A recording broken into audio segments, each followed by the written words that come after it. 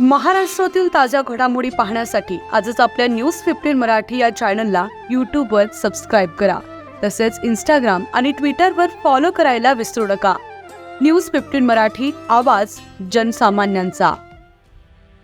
Poultry धारकांचा आक्रोश, कंपन्या मालामाल, शेतकरी मात्र संकटात.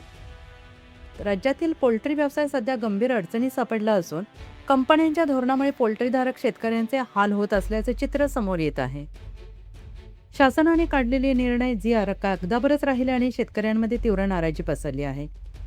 उन्हाळ्याच्या दिवसात पक्ष्यांची प्रतिकारक क्षमता कमी होत असल्याने विविध आजारांचा धोका वाढतो आणि अशा परिस्थितीत पोल्ट्री धारकांना अधिक खर्च करावा लागतो. अनेक ठिकाणी टँकरद्वारे पाणी पुरवठा केला जातो, मात्र यासाठी कंपन्यांकडून कोणती अतिरिक्त मदत दिली जात नाही. कंपन्यांकडून ठराविक दरानेच पैसे दिले जातात. जर उत्पादनाचा निकाल रिझल्ट चांगला असेल तर केवळ 6.50 प्रतिपक्षी एवढाच मोबदला मिळतो आणि त्यातूनच वीज बिल, पाणी, तूस, औषधोपचार यांचा खर्च शेतकऱ्याला उचलावा लागतो. दर घसरले की अडचण वाढते.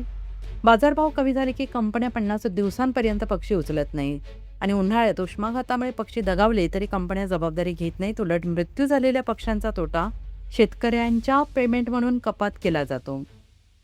संपूर्ण तोटा पोल्ट्रीधारक शेतकऱ्यांवर टाकला जात असून ते आर्थिकदृष्ट्या भरडले जात आहे. शासनाने पोल्ट्री व्यवसायासंदर्भात विविध जी.आर. जाहीर केले असले तरी त्याची अंमलबजावणी होत नसल्याची तक्रार आहे. शेतकरी आता या निर्णयाच्या अंमलबजावणीसाठी वाट पाहत आहेत. अनेक पोल्ट्रीधारक कर्जबाजारी झाले असून जर लवकर उपाययोजना केल्या नाही तर आत्महत्येसारखे टोकाचं पाऊल उचलण्याची वेळ येऊ शकते, अशी भीती व्यक्त केली जाते आहे. सरकारवर दुटप्पी धोरणाचा आरोप मंत्री पंकजा मुंडे यांनी मंत्रिमंडळात बैठकीत पोल्ट्री व्यवसाय कृषी अंतर्गत आणण्याची भूमिका मांडली होती. तसेच मुख्यमंत्र्यांनी अर्थसंकल्पीय अधिवेशनात या संदर्भात घोषणा केली. मात्र प्रशासनाकडून पुन्हा कर लावण्याचा प्रयत्न होत असल्याने शेतकऱ्यांमध्ये संताप आहे.